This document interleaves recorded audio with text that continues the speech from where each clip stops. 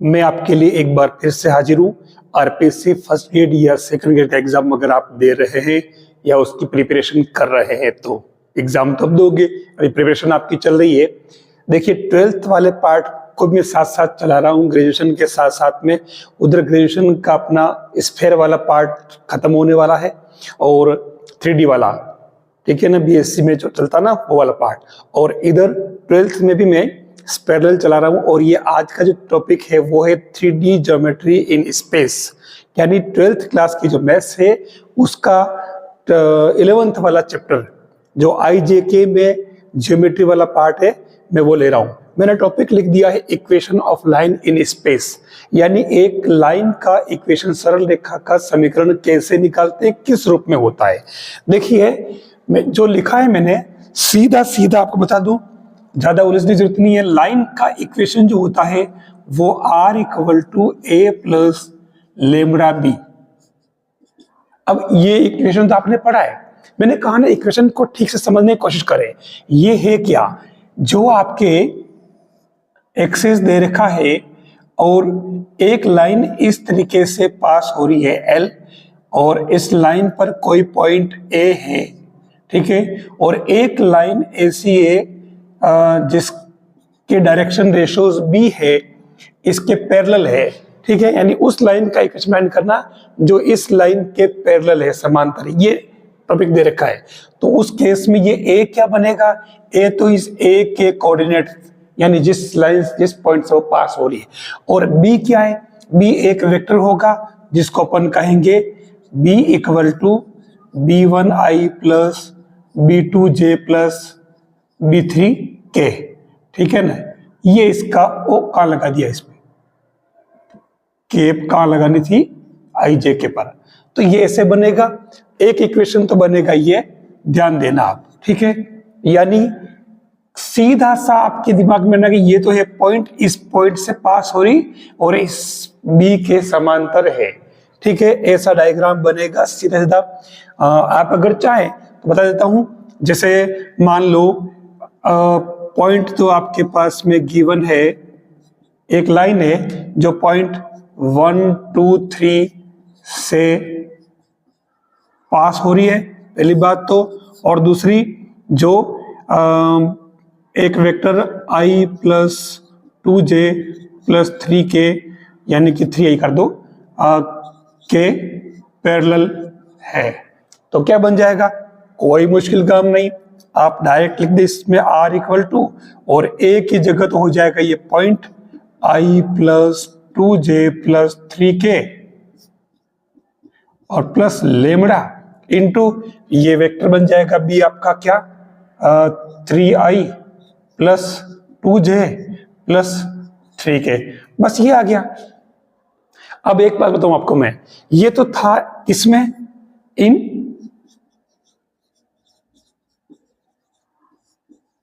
Vector form, ठीक है। अब ये चीज आती है कि कह रहा है कि आप कार्टेशियन फॉर्म में बताइए,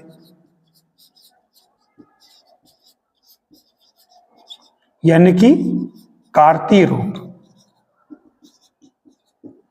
ठीक है। तो कार्तीय रूप में कुछ भी नहीं है, सीधा सीधा ये जो पॉइंट है, मतलब इसी का पहले मैं कार्तीय रूप बता रहा हूं आपको, वो क्या बनेगा, x - x1 / A = y - y1 / B = z - z1 / c, ये कार्तीय रूप, यानी ये x1 y1 z1 तो क्या है, ये A के पॉइंट जिससे ये पास हो रहा, तो ये दे रखा है 1 2 3, तो ये क्या बन जाएगा, x - x1 y - y1 और z - z1, और अपॉन में ABC क्या बन जाएगा, 3 2 3 3 2 3। बिल्कुल इजी काम, चाहे कार्टेशियन फॉर्म में रखना हो चाहे वेक्टर फॉर्म में, तो ये एक लाइन का इक्वेशन हो जाएगा, इससे बाहर कुछ भी नहीं है। एक पैटर्न तो लाइन का हो गया आपका ये। अब एक पैटर्न और है, यहां क्या था, एक पॉइंट से पास हो रही और एक किसी वेक्टर के पैरेलल है, यानी कोई लाइन दे रखी है उसके पैरेलल है, समांतर है, ये समझ थोड़ा ध्यान रखना पड़ेगा, उसकी लैंग्वेज समझ आनी चाहिए। अब मैं इसी का सेकंड पार्ट लेता हूं। अब की बार यही जो लाइन है आपकी, अब की बार ये 2 पॉइंट से पास हो रही है, ठीक है। सपोज जैसे ये तो अपना आर वेक्टर हो गया, ये जैसे पी मान लो एक्स वाई जेड, और एक ए और बी ले लो, 2 पॉइंट से पास हो रही है x1 y1 z1 और x2 y2 z2। अब की बार ये जो वेक्टर था ना बी वाला जिसके पैरेलल है, ये अब की बार गिवन नहीं है, इसकी जगह इसने 2 पॉइंट दे दिए। तो उस कंडीशन में इक्वेशन जो बनेगा r equal to a plus lambda b minus a, कोई भारी काम नहीं। आया समझ में? अब जब ये आ गया तो उस कंडीशन में ये तो अपने वेक्टर फॉर्म में हो गया, तो फिर कार्टेशियन फॉर्म में कैसे लिखेंगे? कोई काम मुश्किल नहीं है। हमारे r इक्वल टू देखो, वैसे ये r equal to x i y g z क्या होता है, तो हम इसी को कैसे लिखेंगे? x minus x1 upon y minus y1 upon z minus z1। और अब नीचे a b c था, और a b c क्या है? डायरेक्शन, रेशियोज, दिक् अनुपात। और वो किसी लाइन के कैसे निकालते हैं? a equal to x2 minus x1, b equal to y2 minus y1, c equal to z2 minus z1। तो यहां पर क्या बन जाएगा? x2 minus x1, y2 minus y1, z2 minus z1। आया समझ में? बस ये कार्तीय रूप में हो जाएगा, कुछ नहीं, 2 पॉइंट दे रखे हो तो आपको ऐसे निकालना है इक्वेशन। अब खास बात क्या है यहाँ पे, ये x1 y1 z1 जो हमने लिया है, सपोज a के हैं, क्या अपन इसकी जगह b के भी ले सकते हैं? आपको बताना कमेंट करके। तो ये आपके लाइन के इक्वेशन 2 तरीके से हो सकते हैं, चाहे कार्तीय रूप में हो चाहे सदिश रूप में हो। अब की बार आ रहा है अगला टॉपिक, 2 लाइन दे रखी है, उनके बीच का एंगल कैसे फाइंड करते हैं। देखिए ऐसे क्वेश्चन कभी कितने बार सीधे ही बन जाते हैं, ज्यादा डीप वाली बात भी नहीं है, कभी कभी सिंपल क्वेश्चन बन जाते हैं। तो हमें बेसिक फॉर्मूले तो पता होने चाहिए।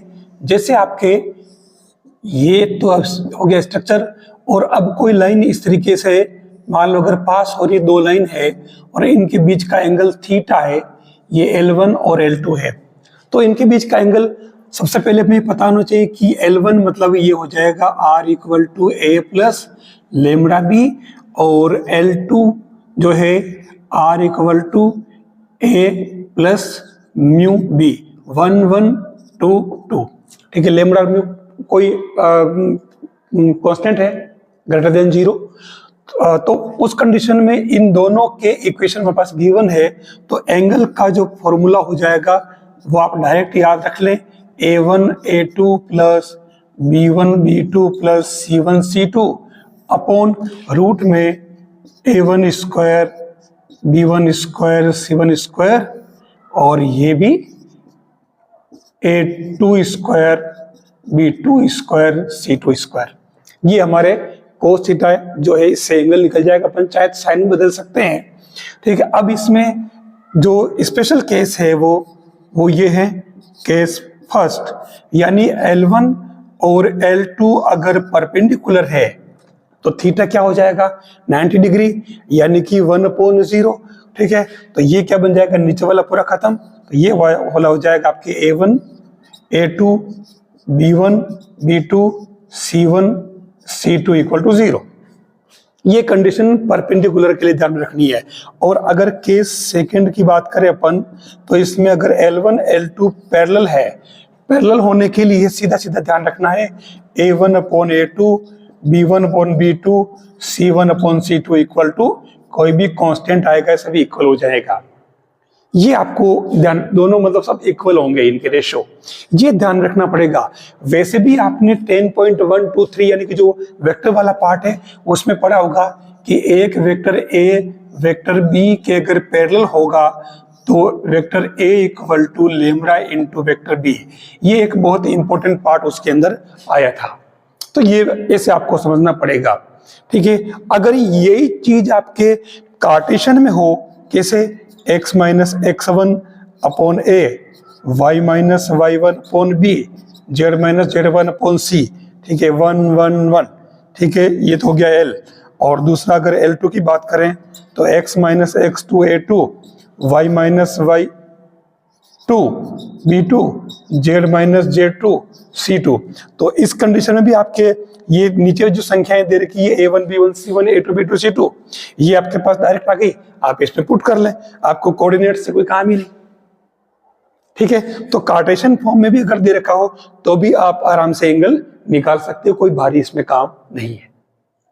अगला जो पार्ट आता है वो है shortest distance between two lines, और वो लाइंस की जगह में इसमें थोड़ा सही करूंगा, यानी ये लिखा हुआ देखो स्क्यू लाइंस, विषम तलीय रेखाएं, यानी शॉर्टेस्ट डिस्टेंस कौन सी होगी, जो आपके, इसको मैं शॉर्ट लिखता हूं एस डी, दो लाइन है, एक लाइन इस तरीके से है और दूसरी लाइन इस तरीके से है, ये एक ही तल में नहीं है, विषम तली है, तो इनके बीच की डिस्टेंस जो होगी वो आपके ये शॉर्टेस्ट डिस्टेंस कहलाएगी। ये आपके 90 डिग्री होगा, ये 90 डिग्री होगा। अब ये मत कहना कि 90 दिख तो नहीं रहा, क्योंकि ये विषम तली है। भले आप जानना चाहो तो देखो, एक लाइन ये है जिस मेरे यहाँ पर, दूसरी लाइन जो है इसको मैं ऊपर लिख लेता हूं इस प्रकार से, तो ये बीच में जो आपकी लाइन दिख रही है, ये डिस्टेंस दिख रही है ना, ये लाइन इधर मुड़ी हुई, ये इधर मुड़ी है, लेकिन इनके बीच में एक जगह ऐसी है जहां पर ये लाइन बीच में इनके परपेंडिकुलर है, सीधी सीधी बात है। ठीक है, तो ये इस तरीके से, जैसे ये लाइन है, ठीक है, एक लाइन ये इस प्रकार से है, तो दोनों का अलग अलग तल में, तो पक्की बात ये बीच में आपके शॉर्टेस्ट डिस्टेंस बनेगी। अगर ये पॉइंट शिफ्ट कर दिए तो वहां फिर वो शॉर्टेस्ट नहीं बनेगी। तो इस केस में ये जो लाइन आप मान ले L1 L2, तो अपन L1 को तो लिख लेते हैं R equal to A plus lambda B, same वही तरीका, और L2 को लिख देते हैं R equal to A plus mu B 2 vector. अब डिस्टेंस निकालने के लिए अपन पूरा, क्योंकि कैलकुलेशन पूरे करने से मतलब ही नहीं है, तो ध्यान देना, ये B1 और B2 है, तो इनको तो आप B1 क्रॉस B2 कर लें, अपॉन इन्हीं का मोड निकाल लें। ठीक है, और फिर इसका डॉट प्रोडक्ट करें किससे, A2 माइनस A1 से। ठीक है, ये आपके तरीका है। आपके दिमाग में रहना चाहिए इस लाइन के बारे में, ए हमेशा ये कांस्टेंट यानी कि किसी पॉइंट को बताता है, जबकि बी जो है वो डायरेक्शन के लिए है। बी हमेशा ही जो लेमड़ा का कोफिशिएंट है वो डायरेक्शन को शो करता है, सीधी सीधी बात, ये आपको ध्यान रखना पड़ेगा। ठीक है, तो ये इस तरीके से आप अगर निकालोगे तो ये आ जाएगी शॉर्टेस्ट डिस्टेंस। अगर यही चीज आपके कार्टेशियन फॉर्म में हो तो हमें सबसे पहले इसमें इक्वेशन लिख लेने, L1 x minus x1 upon a, y minus y1 upon b, z minus z1 upon c, इनको 1 1 1 कर दें, और दूसरा हो जाएगा L2 x minus x2 a2, y minus y2 b2, z minus z2 upon c2। ये हो जाएगा कार्टेशियन फॉर्म में। अब आपको इसमें निकालनी शॉर्टेस्ट डिस्टेंस SD, तो आप इसको कैसे निकालेंगे, 1 अपॉन D, फिर आपके बन जाएगा डिटर्मिनेंट्स, वो क्या बनेगा, x2 minus x1, y2 minus y1, z2 minus z1, ABC 1 1 1 2 2 2। इस डिटर्मिनेंट को सोल्व करना है, x2 minus x1, y2 minus y1, z2 minus z1 कहां से आएगा, ये जो आपके पॉइंट दे रखे हैं, इन पॉइंट को यूज करके आप R1 निकाल लें, A1 B1 C1 यहां से आ जाएगा सेकंड वाली से, और A2 B2 C2 आपके इससे आ जाएगा, मतलब सेकंड लाइन से। ठीक है, ये अब इसमें एक बच रहा है D। देखिए D को अलग से आप याद रख लें, D क्या है, देखिए इसको ऐसे करें, BC minus BC whole square plus CA minus CA whole square plus AB minus AB whole square, और इस पूरे का रूट, और 12 21 12 21 12 21। ये तरीका याद रखने का, ठीक है। ये से डी आप अलग से पहले ही निकाल के रख ले, बस थोड़ी कैलकुलेशन बड़ी है लेकिन काम सिंपल है, कोई ऐसा भारी काम नहीं है। इसके अलावा भी इसका एक अच्छा तरीका है, वो मैं कभी अलग से बात बता दूंगा, जिससे आप इसको और बड़े तरीके से कर सकते हो, इतनी बड़ी कैलकुलेशन उसमें आपको नहीं करनी पड़ेगी।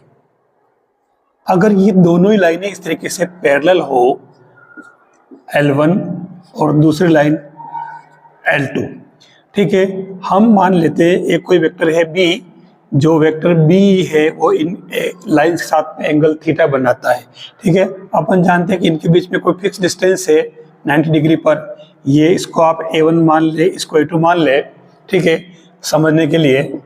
उस कंडीशन में इनकी जो इक्वेशन बनेंगे वो क्या बनेंगे, देखो R equal to A1 plus lambda B और A2 प्लस म्यू B। ये इसमें खास बात है, क्वेश्चन के स्ट्रक्चर से ही पता चल जाएगा कि इसमें लेमड़ा और म्यू के कोफिशिएंट जो है वो जो वेक्टर है B वो सेम होगा, तभी तो पैरेलल होगी, क्योंकि B जो पता था क्या है, डायरेक्शन। इसलिए तो उस कंडीशन में इनके बीच की जो शॉर्टेस्ट डिस्टेंस होगी लाइन की वो क्या हो जाएगी, सेम जैसे अपन उसमें पढ़ा था ना कि पहले वाले में B1 cross B2 upon B1 cross B2 vector dot product, और ये A2 माइनस A1 था, ठीक है। इसी चीज को अपन इसमें लेते हैं, तो यहां देखो आप ये क्या बन जाएगा, क्योंकि इसमें B1 B2 सिंगल हो गया, तो उस कंडीशन में ये B upon mod of B और डॉट A2 माइनस A1 बन जाएगा। ऐसे कंपेयर करके याद रखो, बस पैरेलल लाइन के लिए ये वाला फॉर्मूला काम आ जाएगा, चाहे वो कार्टेशियन में हो चाहे वो अपने इसमें वेक्टर में हो। प्लेन की अगर बात करें तो उसमें क्या है, डायरेक्ट जैसे मैं बता देता हूं आपको कि इसका जो इक्वेशन होगा वो बन जाएगा R dot n cap equal to D, जहां n इसका नॉर्मल वेक्टर है, perpendicular unit vector, d distance है उस प्लेन की ओरिजिन से, और r हमारे xi प्लस वाई जे प्लस जेड के हैं, ठीक है। तो ये इक्वेशन आपको नॉर्मल के लिए ध्यान में रखना है, चाहे ये किसी भी रूप में हो। अब इसमें जो फर्स्ट पार्ट आता है कि equation of normal plane which passes through any point x1 y1 z1, ठीक है। तो उस कंडीशन में ये इक्वेशन बनेगा r minus a dot n equal to 0। Normal होने से a डॉट भी 0 कर दिया अपन ने, परपेंडिकुलर वाली कंडीशन लगाई है। अब a क्या है, कोई पॉइंट होगा, और n जो है आपके कोई नॉर्मल वेक्टर n होगा जो एक प्लेन के रूप में होगा, जिसका इक्वेशन आपको IJK में गिवन होगा। हम यहाँ पुट कर, ये तो पॉइंट है, ये n आपके IJK में दे रखा है, एक तरह से ये डायरेक्शन काम कर रहा है। अब इसी में अगर ये कार्टेशियन फॉर्म में हो तो सेम वही काम बनेगा, ये क्या बन जाएगा, a into x minus x1 b into y minus y1 c into z minus z1 equal to 0। Point दे रखे हैं और ए बी सी इसके डायरेक्शन और रेशोज हैं। बस ये नॉर्मल वेक्टर के लिए आपको इसमें ध्यान में रखना है। अब अगर ये मान लो अगर ये दे रखा है कि भाई नॉर्मल है, दोनों ही इक्वेशन है, मान लो अगर फाइंड करने हैं, तो आप किसी भी रूप में इससे कर सकते हो। जैसे थर्ड पॉइंट, एक वेक्टर दे रखा है, कोई पॉइंट दे रखा है P, x1, y1 और z1, और इससे आपको r minus a dot n equal to 0 पर परपेंडिकुलर डिस्टेंस फाइंड करनी है, तो आप कैसे करेंगे? सेम वही तरीका है, आप इसको डायरेक्ट कन्वर्ट कर लें इस तरीके से सामान्य प्लेन में। जैसे पॉइंट आपका P हो जाएगा 1 2 3 और प्लेन हो जाएगा आपके 2x plus 3y plus 4z plus 1 equal to 0। आपको इसके अंदर बदलना आना चाहिए, कोई भारी काम नहीं, ध्यान देना। ठीक है, बता रहा हूं भैया के एग्जाम्पल से। तो ये सीधा सीधा क्या हो जाएगा, ये आपका कोई प्लेन है और इस पॉइंट P1 2 3 से इस पर आपको डालना है परपेंडिकुलर लेंथ d पूछी है, तो क्या करोगे, सीधा सीधा आप d निकाल लो। इसमें ये 1 2 3 पुट कर ले, तो x की जगह 1 पुट किया, 2 y की जगह 2 पुट किया, 6 z की जगह 3 पुट किया, 12। तो नीचे क्या बन जाएगा, 2 का स्क्वायर 4, 3 का स्क्वायर 9 और 4 का स्क्वायर 16 रूट। बस ये सोल्व किया है आंसर। तो ये प्लेन का जो इक्वेशन बन रहा है, लगभग इक्वेशन या क्वेश्चन वो लगभग ऐसे ही बनेंगे। जो 12th लेवल की पार्ट है उसकी बात कर रहा हूं मैं। देखिए दो प्लेन है, जिसे r dot n1 equal to d1 और दूसरा r dot n2 equal to d2। अब इन दोनों प्लेन, जैसे सपोज ये दो प्लेन इस प्रकार से है, ये इस तरीके से, ये कह रहा है कि इन दोनों प्लेन के इंटरसेक्शन से गुजरने वाले इस प्लेन, ये प्लेन P1 प्लेन P2 और इस प्लेन का आपको इक्वेशन फाइंड करना है। तो सीधा सीधा आपको मैं अक्सर बताया करता हूं कि P1 plus lambda P2 equal to 0 कर दें, बस इससे आपके प्लेन इंटरसेक्शन से पास होने वाले प्लेन का इक्वेशन आ जाएगा। कोई भारी काम नहीं है। ठीक है, अब इसमें अगर लोगे तो वो क्या बनेगा, r dot n1 plus lambda n2 equal to d1 plus lambda d2। जो पॉइंट दे रखा होगा उससे पास करा दो, उससे आपका ये इंटरसेक्शन से जाने वाले प्लेन का इक्वेशन आ जाएगा। अब आ रहा है दो रेखाओं के समतलीय होने का प्रतिबंध। तो रेखाएं आपकी वही रहेगा, r equal to a plus lambda b ने r equal to a plus mu B 1 1 2 2। ये अगर कोप्लेनर है तो सीधा सीधा समतलीय है ना, समतलीय कहते हैं इसको, समतलीय। तो उस केस में आपके क्या बन जाएगा, b1 cross b2 dot a2 minus a1 equal to 0। ये अपने समतलीय होने की शर्त है। ये तो कार्तीय रूप में हो, अगर मान लो यही लाइन अपने उसमें हो, इसमें, और ये वेक्टर फॉर्म है, मतलब कार्तीय रूप में होगा, तो क्या होगा, x minus x1 upon a1, y minus y1 upon b1, z minus z1 upon c1। ये तो L1 और L2 हो जाएगा x minus x2 a2, y minus y2 b2, z minus z2 upon c2। तो उस कंडीशन में आपके समतलीय होने की शर्त बन जाएगी x2 minus x1, y2 minus y1, z2 minus z1, ABC 1 1 1 2 2 2 और ये आगे आ जाएगा क्या, 0।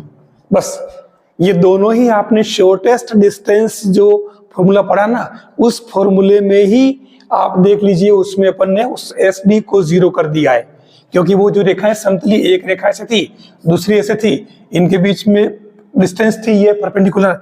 जब ये SD जो है 0 हो गया तो ये दोनों एक ही तल में आ जाएगी, एक ही तल में आ जाएगी, तो SD 0 हो जाएगी, तो अपोन वाले सारी चीजें कैंसिल हो जाएगी, 0 हो जाएगी। तो इसलिए ये दोनों कंडीशन बनती है।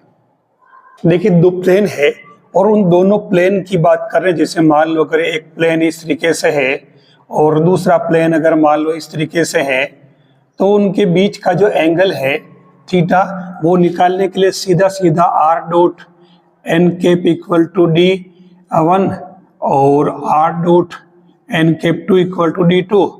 तो सीधा सीधा इनके लिए कंडीशन क्या बन जाएगी, cos theta equal to n1 dot n2 upon n1 dot n2। ठीक है, और इनका मोड, मतलब इनका मोड, क्षमा करें, बस। तो ये इसका फॉर्मूला हो जाएगा। अगर ये इस कार्टेशियन में हो तो सीधा सीधा क्या बन जाएगा, कोस थीटा इक्वल टू वही a1 a2 b1 b2 c1 c2 upon root में a1 square b1 square c1 square root में a2 square b2 square c2 square बन जाएगा, ऐसे निकाल लो। तो ये अपने दोनों प्लेन के बीच में एंगल फाइंड करने का तरीका रहेगा। अब की बार आ रहा है angle between line and plane. ठीक है, देखो एक प्लेन जो होता है वो इस तरीके से अपन लेते हैं। ठीक है, अब इसमें कोई लाइन अगर इस जैसे ही, देखो मैं डायग्राम को सेट कर लेता हूं पहले। लाइन आपकी ये वाली है। ठीक है, अब प्लेन की जो डायरेक्शन है ऊपर की तरफ है, तो इसके लिए इसका यूनिट वेक्टर लिया जाएगा, तो एंगल हमारा ये थीटा होगा। तो एक तरह से लाइन और प्लेन के बीच में एंगल बनेगा वो आपके ये बनेगा 90 माइनस थीटा। तो इसके लिए आपको पता होगा cos theta equal to B dot N upon mod of B mod of N, ये होता है। लेकिन क्योंकि यहाँ पे एंगल ये थीटा इसकी जगह आ रहा है, ठीक है, जिसको अपन फाई मान रहे हैं, तो यहाँ थीटा की जगह आपके 90 माइनस थीटा बनेगा। ये ध्यान रखना होगा, 90 माइनस थीटा यानी कि ये साइन थीटा हो जाएगा। तो एंगल आपका साइन थीटा इक्वल टू बनेगा B dot N upon mod of B mod of N. ये एक बहुत ही इंपॉर्टेंट पार्ट है।